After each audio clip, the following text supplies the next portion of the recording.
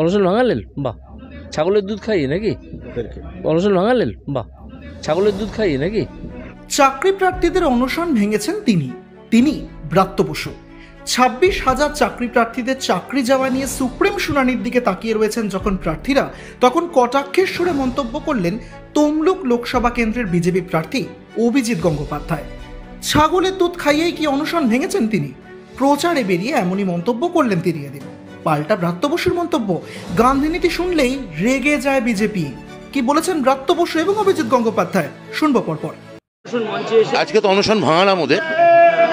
এতদিন ধরে আমার শিক্ষকরা এখানে অনশন করেছে সংগঠনের। আর মহাত্মা গান্ধীকে আপনারা জানেন বিজেপি বা আরএসএস কতটা অপছন্দ করে, ফলে অনশন, সত্যাগ্রহ, অহিংসা এই শব্দগুলো শুনলে বিজেপি চটে যায়।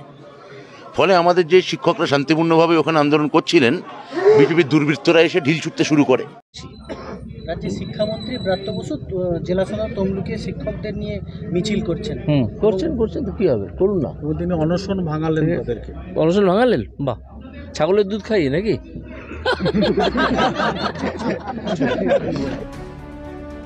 ব্যুরো রিপোর্ট, এক ঝলকে ডিজিটাল।